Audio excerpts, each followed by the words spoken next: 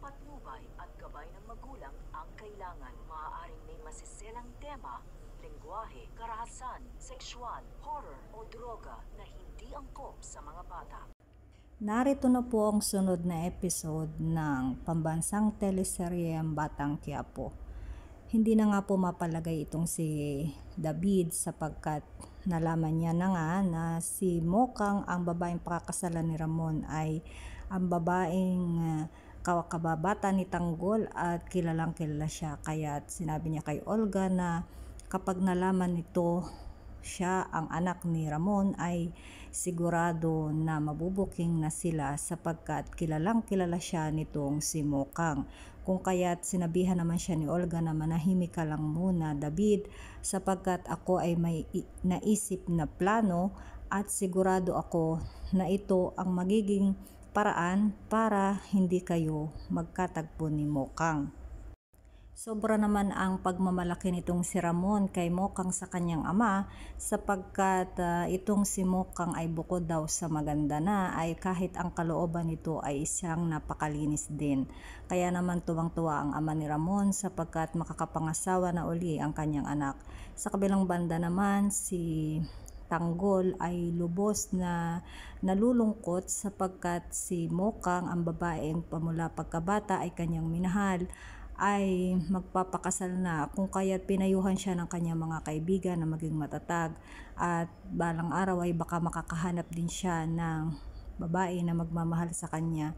Subalit labis ang panghihinayang ni Tanggol sapagkat pamula pagkabata, kahit alam niya na hindi siya gusto ni Mokang, ay pilit niyang pinaglalaban ang kanyang pagmamahal dito sapagkat bata pa lang si Mokang ay gustong gusto niya na ito. Sinisisi rin niya ang kanyang sarili sapagkat sabi niya kung siguro naging mabuti lang siyang tao at naging maayos ang pangarap, siguro ay magugustuhan siya nitong si Mokang. Sobrang-sobra nga ang kanyang panghinayang at dahil nga sa kahit pa daw anong gawin niya ngayon ay walang-wala na siyang magagawa para habulin pa itong si Mokang sapagkat nakatakda na itong ikasal. Nag-uumpisa na nga itong paniningil ni Augusto kay Amanda at napakinig nga ni Amanda sa balita na patay na si Cynthia. Kaya't labis-labis ang kanyang pag-aalala sapagkat alam niya na hawak na ni Augusto ang buong pamilya niya. At dahil nga sobrang pag-aalala ni Amanda ay tumakas siya kay Primo para siya na lamang ang pumunta sa asyenda at sugurin si Augusto para iligtas ang kanyang pamilya. Nalaman na din ni Berting na nakakulong si Tanggol, kababalita lang at kanya itong narinig kaya sinabihan niya sina Supremo na magdobling ingat sapagkat si Tanggol ay nakulong na rin. Kung kaya't ito namang si Supremo ay nag-aalala sapagkat biglang nawala itong si Amanda.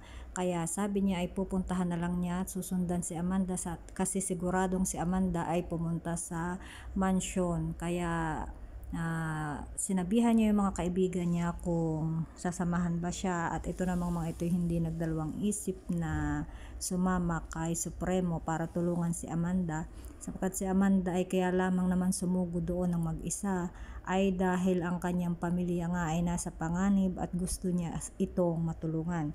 Kaya mga kapamilya, wag po nating palampasin ang susunod pang eksena ng pambansang teleserye ang Batang Quiapo. Marami pong salamat sa inyong pakikinig.